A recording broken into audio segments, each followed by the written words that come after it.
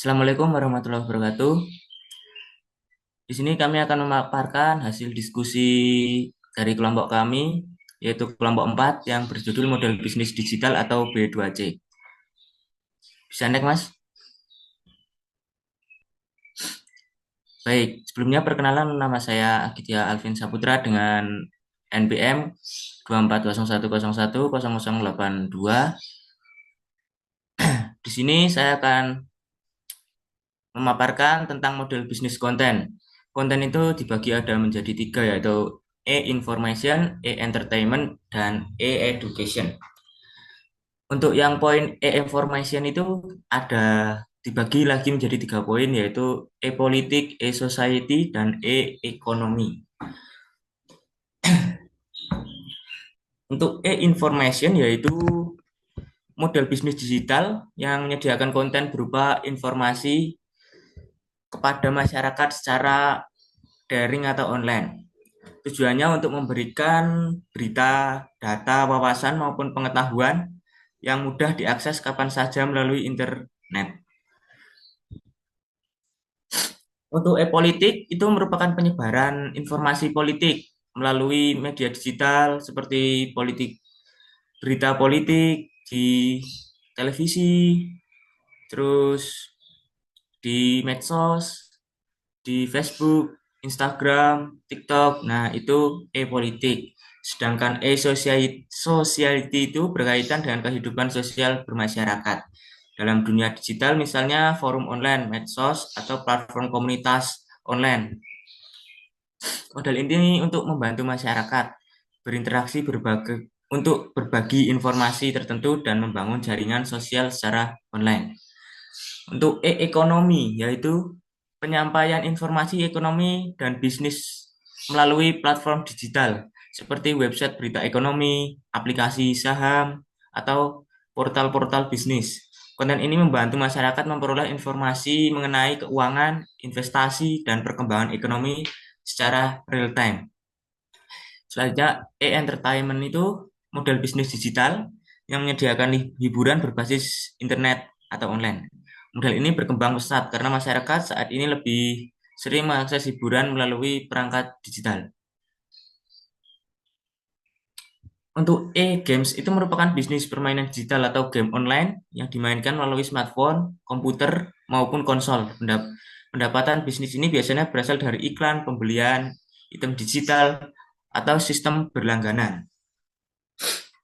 Selanjutnya ada e-movie. E-movie ini layanan film digital yang dapat diakses melalui online atau streaming. Pengguna dapat menonton film tanpa harus datang ke bioskop. Contohnya itu seperti kita menonton Netflix, video. Nah, itu contoh e-movie. Untuk e-musik merupakan layanan musik digital yang memungkinkan pengguna mendengarkan lagu secara online. Model bisnisnya itu menggunakan sistem premium iklan atau subscription seperti Spotify atau YouTube musik, Apple Music itu kan kita harus berlangganan supaya tidak ada iklan. Selanjutnya ada e-education. E-education itu model bisnis digital yang bergerak di bidang pendidikan berbasis teknologi internet. Tujuannya untuk mempermudah belajar mengajar tanpa terbatas tempat dan waktu. Sedangkan virtual university, yaitu sistem perkuliahan online atau daring yang dilakukan secara digital menggunakan platform pembelajaran.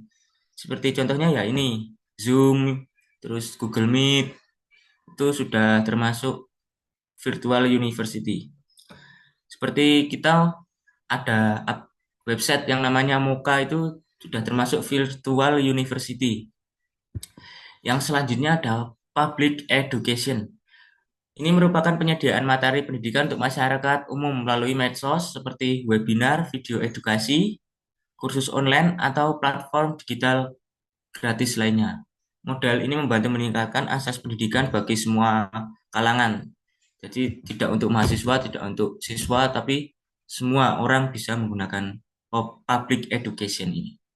Baik, untuk materi yang selanjutnya akan dilanjutkan oleh teman saya.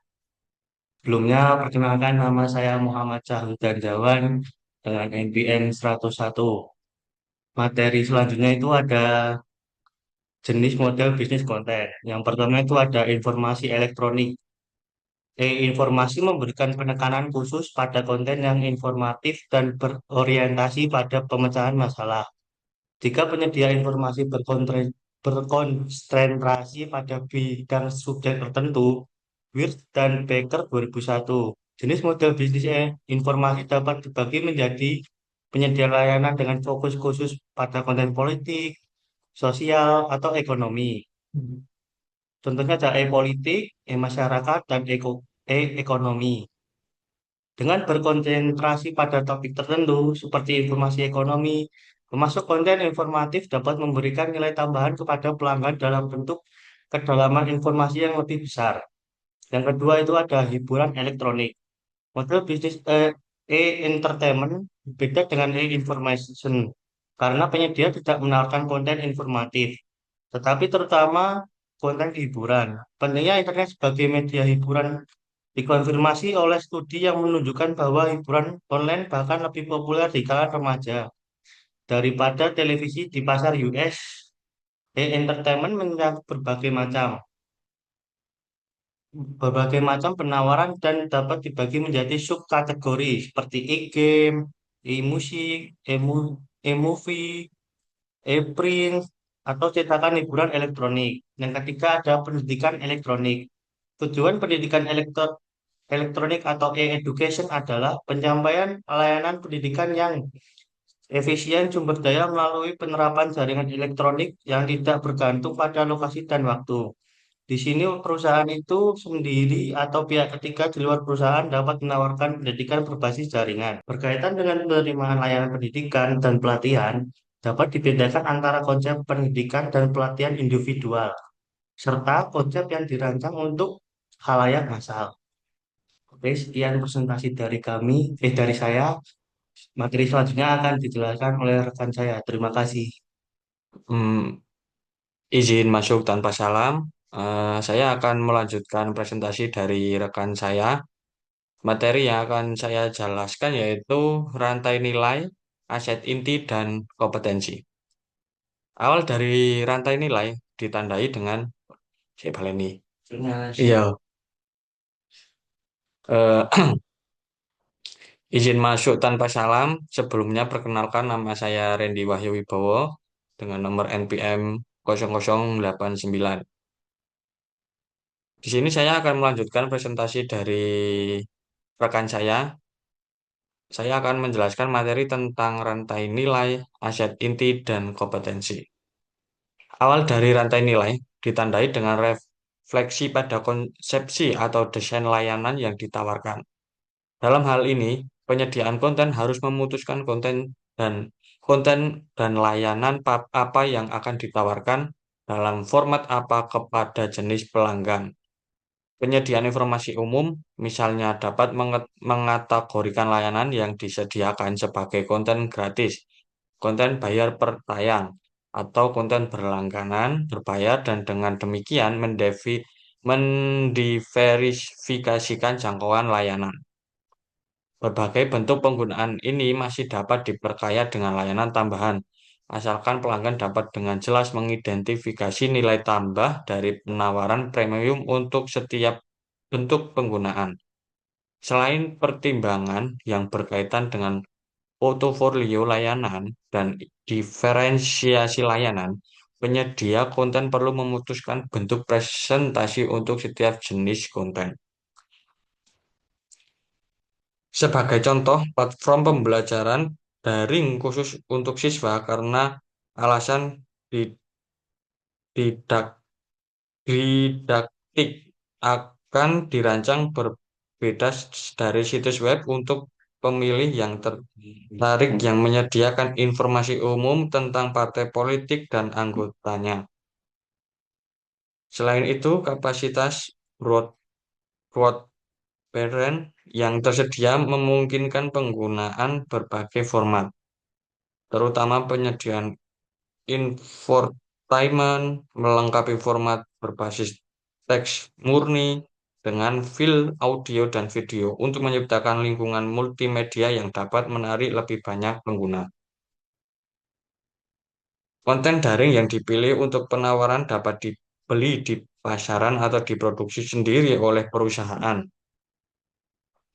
Pembelian konten umum sebagai besar dilakukan melalui kantor berita seperti Reuters. Kantor berita ini biasanya menawarkan konten kepada pembeli dan pengguna dalam bentuk digital, sehingga mereka dapat mudah mengintegrasikannya ke dalam penawaran daring mereka tanpa masalah teknis.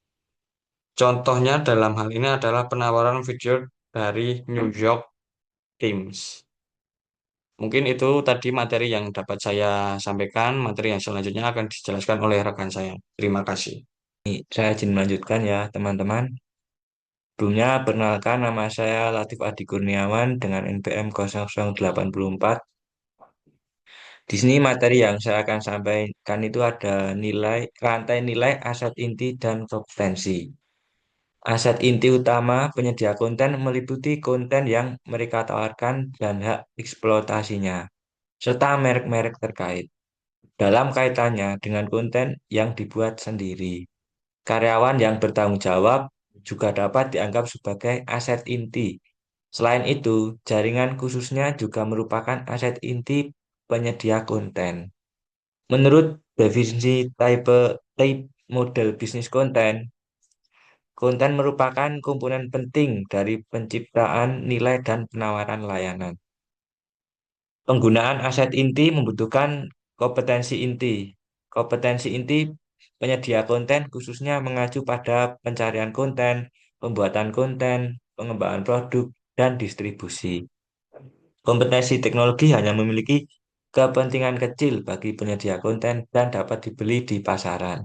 Oleh karena itu, kompetensi teknologi bukanlah aset inti.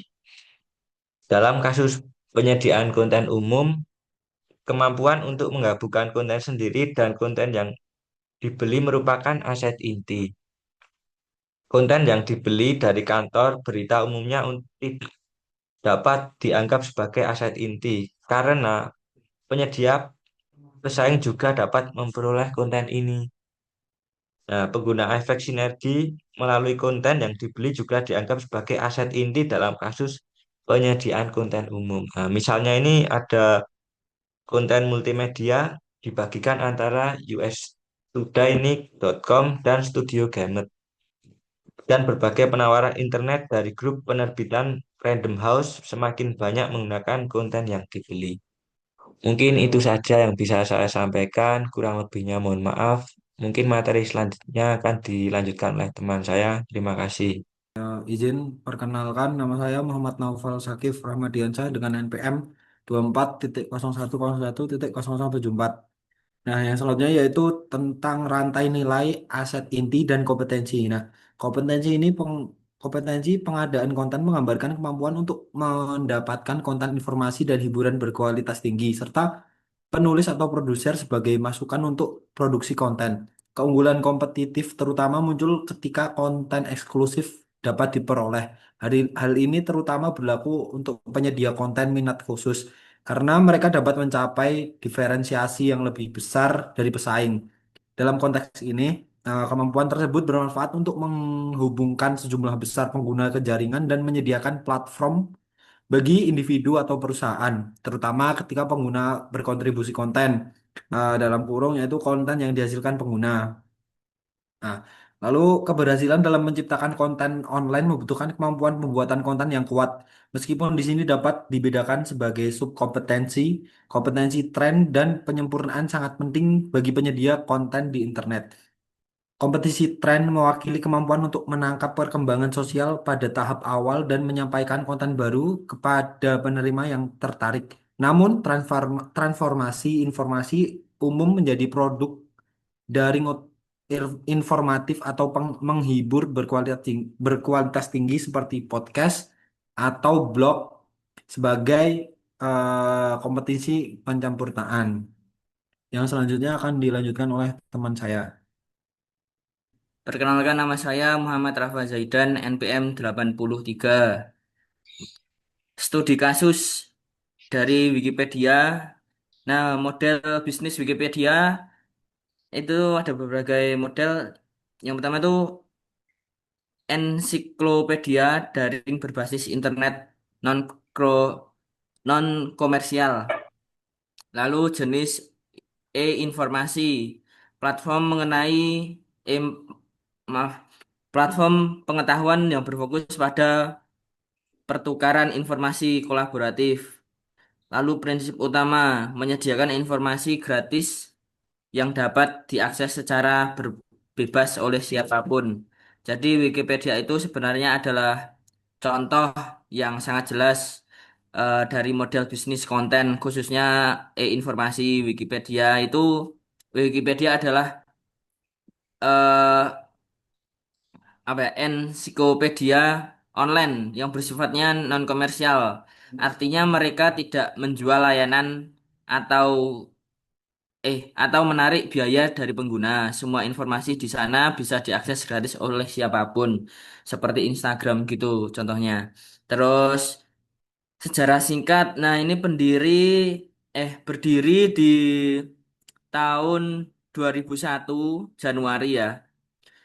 Nah, tokoh kunci didirikan oleh Jimmy Wales dan Larry Sanger. Berasal dari proyek internet Nupedia yang diwujudkan oleh perusahaan Bomis. Wikipedia itu muncul pada tahun tersebut dan bulan tersebut dikembangkan oleh eh, perusahaan atau Nupedia itu dibuat oleh Jimmy dan Larry awalnya cuman bersedia dalam bahasa Inggris tapi beberapa bulan setelah berkembangnya waktu itu tuh dibuat dengan bahasa atau versi bahasa yang lain. Nah, perkembangan global awal peluncuran awalnya hanya tersedia dalam bahasa Inggris. Ekspansi bahasa mulai bertambah berbagai bahasa sejak 11 Maret. Sejak Maret 2001, status saat ini masuk dalam daftar 50 situs web yang paling banyak dikunjungi di seluruh dunia. Skala konten data April. Nah, sampai April 2017 mereka sudah punya lebih dari 45 juta artikel dalam kurang lebih 300 bahasa. Jadi Wikipedia menunjukkan bahwa bagaimana platform berbasis konten bisa berkembang besar hanya dengan mengandalkan kolaborasi, akses terbuka, dan tujuan non komersial. Baik, sekian untuk presentasi dari kelompok kami. Kurang lebihnya kami memohon maaf sebesar-besarnya. Bila bila taufiq wal hidayah. Wassalamualaikum warahmatullahi wabarakatuh.